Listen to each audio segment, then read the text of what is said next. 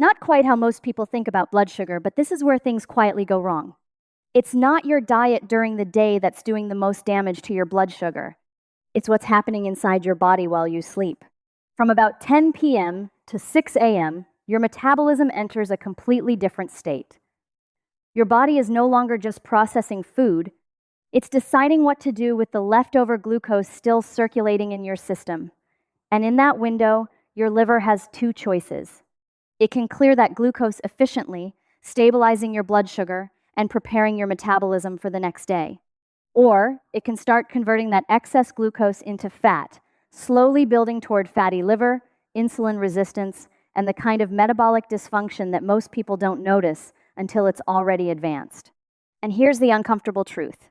Most dietary advice completely ignores this window.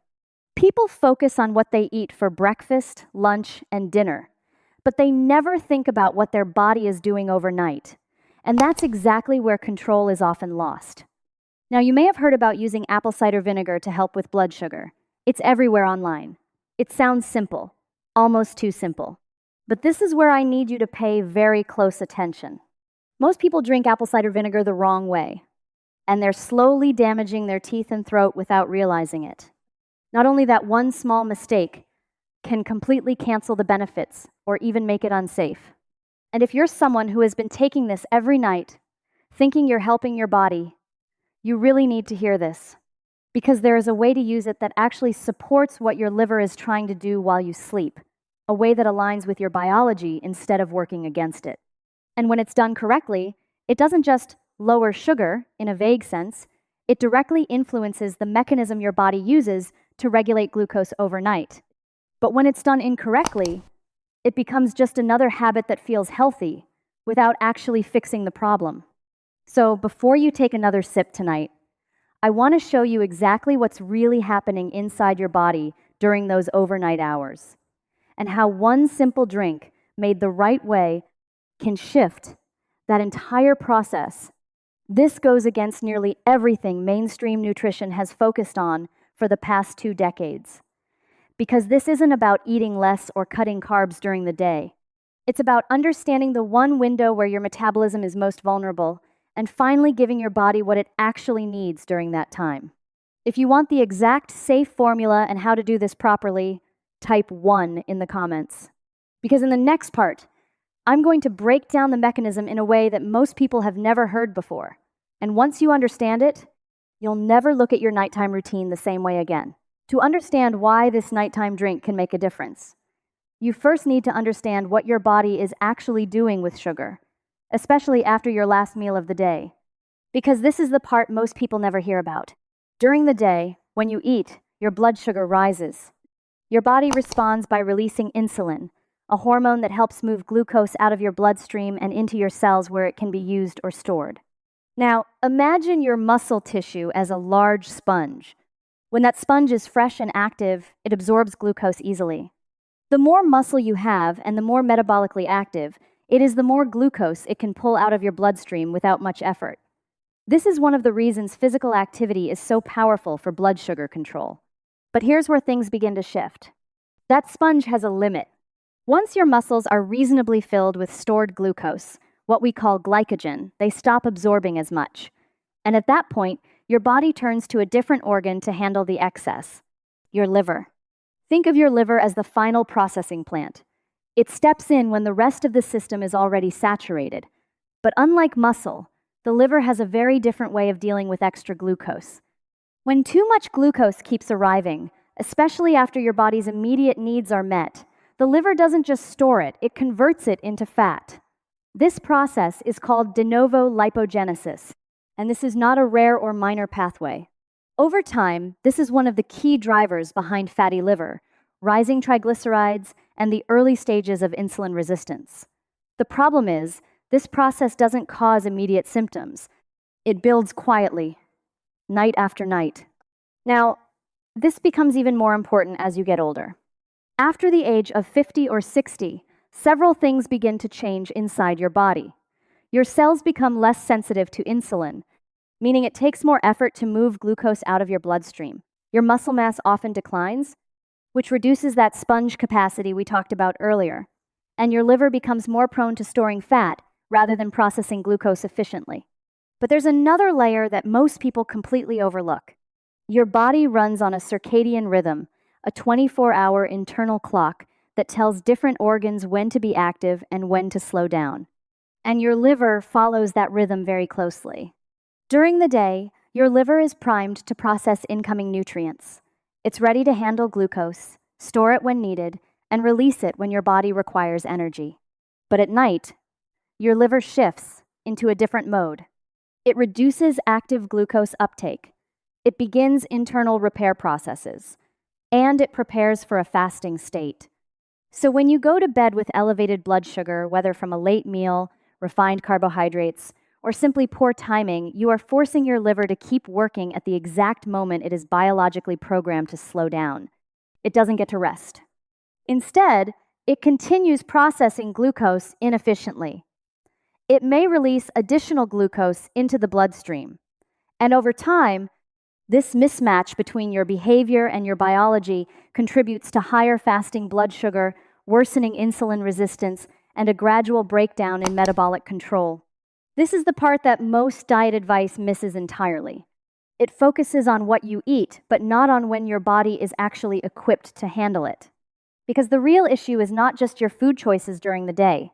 It's what your body is forced to do with that glucose while you sleep. Now that you understand what's happening inside your body overnight, let's move into something practical. Because awareness without action doesn't change anything. I'm going to walk you through 3 strategies ranked from least effective to most powerful, so you can see exactly where most people go wrong and what actually moves the needle. Let's start with number 3.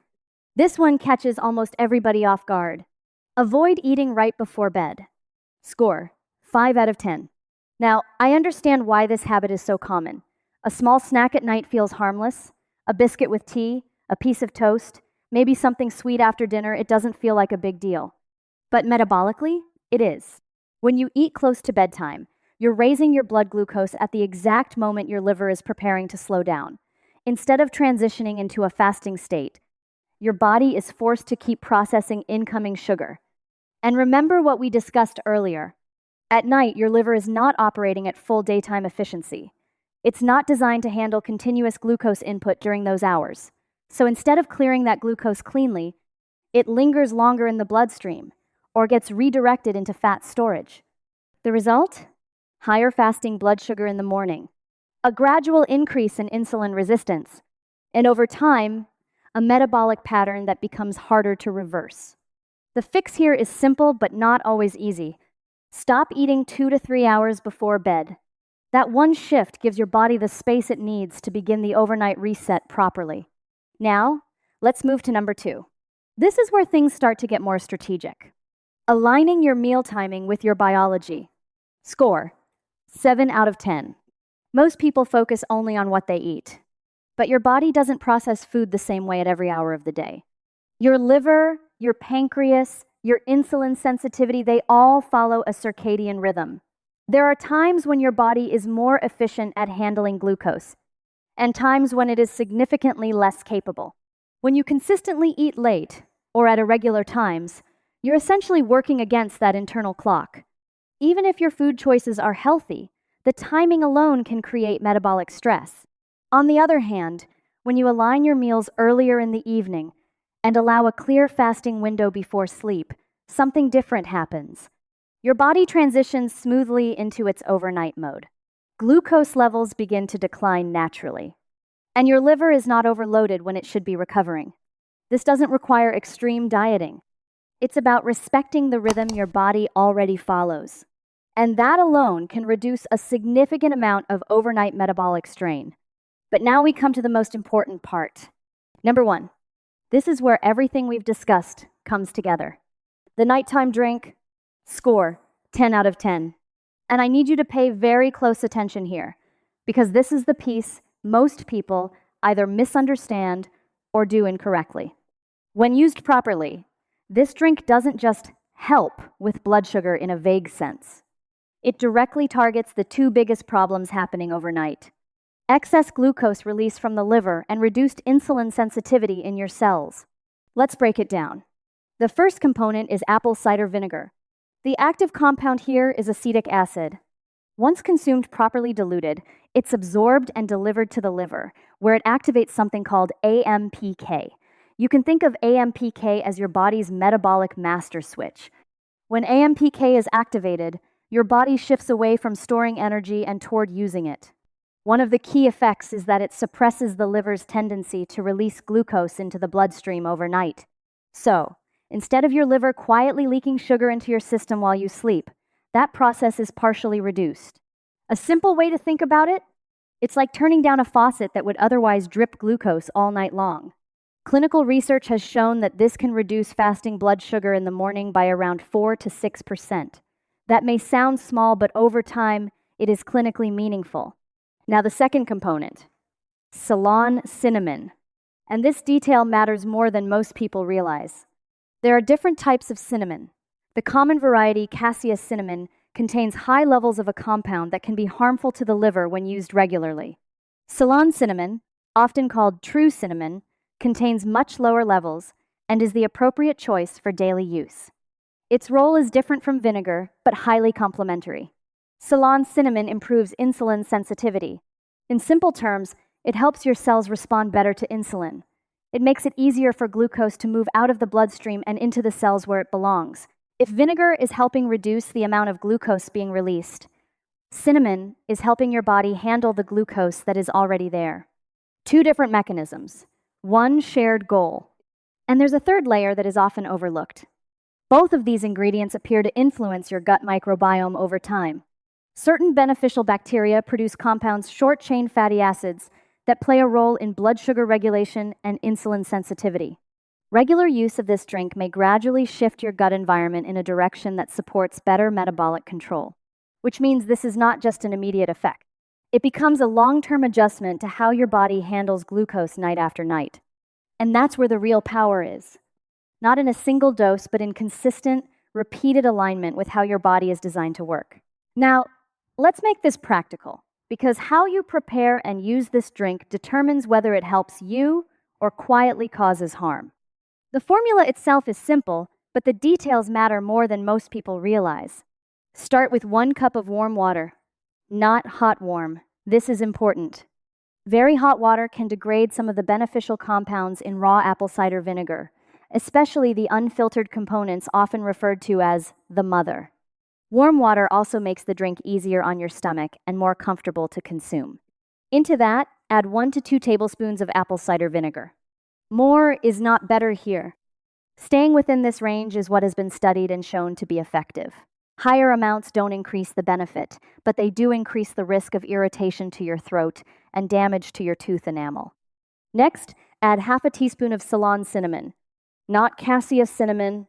This is not a minor detail. Cassia cinnamon contains compounds that can accumulate and stress the liver when used regularly. Ceylon cinnamon is the safer option for daily use and still provides the metabolic benefits we discussed.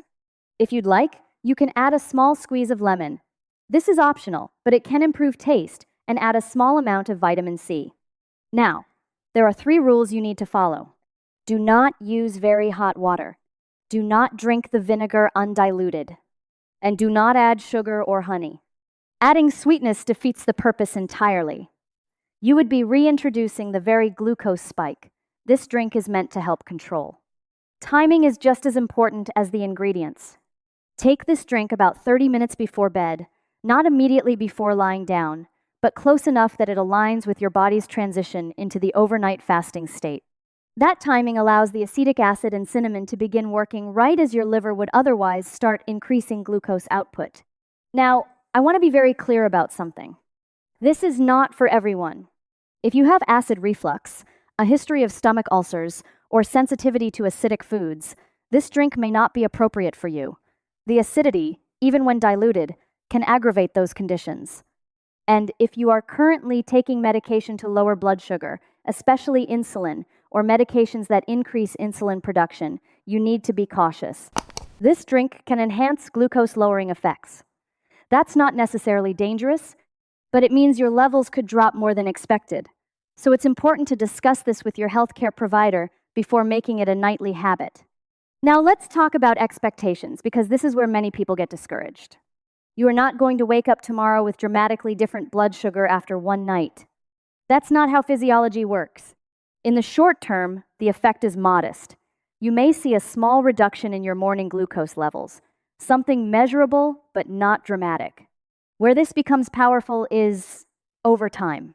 With consistent use over 2 to 4 weeks, the effects begin to accumulate. Insulin sensitivity improves gradually, your overnight glucose patterns stabilize, and your body becomes more efficient at handling sugar during that critical window. Think of it like exercise. One workout doesn't transform your body, but repeated, consistent effort changes your physiology in a very real way. This works the same way. Now, before you start, there are 2 common mistakes I see all the time, and either one can completely cancel the benefits. The first is eating sugar or refined carbohydrates right before taking the drink. A small dessert, a snack, even something that feels insignificant. This completely undermines the mechanism. Your body is now dealing with incoming glucose at the same time you're trying to suppress glucose production. Those 2 processes conflict with each other. The second mistake is inconsistency. Trying it for a few nights, not noticing much, and stopping. This is not a one-time fix. The deeper benefits, especially those related to insulin sensitivity and gut health, depend on repetition, night after night. Because your body doesn't change from a single action. It changes from patterns. Now, let's bring all of this together into something you can actually follow, because information only matters if it turns into action. Here is the simple protocol. In the evening, stop eating 2 to 3 hours before bed. This gives your body the space it needs to move out of the fed state and begin preparing for overnight repair. Then, about 30 minutes before you go to sleep, take the drink we just discussed, prepared correctly, with the right ingredients, in the right amounts. That's it. Nothing extreme, nothing complicated. Just a small adjustment that aligns your behavior with how your body is already designed to function. Then in the morning, pay attention. Not just to numbers, if you monitor your blood glucose, but also to how you feel, your energy levels, your mental clarity, even your appetite. These are all signals that reflect how well your body managed that overnight window. Now, if you really want to see what this can do, I would encourage you to approach it as a 30-day experiment. Not casually, not inconsistently, deliberately. For the next 30 days, follow the same pattern each night and track 3 simple things. Your morning blood sugar, if you have access to it. Your energy levels when you wake up. And the quality of your sleep. You don't need anything complicated. A small notebook is enough. Because what you're looking for is not a dramatic overnight transformation, but a pattern. A gradual shift. Something that becomes clearer after a few weeks of consistency. And this brings me to the most important idea in this entire video. Your body does not stop working when you fall asleep. In many ways, it becomes even more active, just in a different way. Your liver is still making decisions. Your hormones are still regulating. Your metabolism is still either moving you toward balance or away from it. Every single night, whether you pay attention to it or not, and over time, those nights add up. They shape your blood sugar patterns. They influence your insulin sensitivity. They quietly determine your long-term metabolic health. So, if something is off, if your numbers are creeping up, if your energy isn't where it used to be, it doesn't mean your body is broken. It means something in your routine is out of alignment. And more often than not, that misalignment is happening in the hours no one talks about, the hours between your last meal and your first breath in the morning. You're not broken. Your nighttime habits are, and the good news is that's something you can actually change. Because your body is not working against you. It's trying to heal. It's trying to regulate. It's trying to restore balance every single night. It just needs the right conditions to do that. And sometimes, creating those conditions doesn't require a complete overhaul of your life. It just requires one small, consistent shift, repeated over time. If this way of understanding your body, focusing on the why, not just the what, is helpful to you, then stay with me. Because this is exactly what we focus on here. Simple, practical changes, grounded in how your body actually works. And when you start working with your biology instead of against it, That's when real change begins.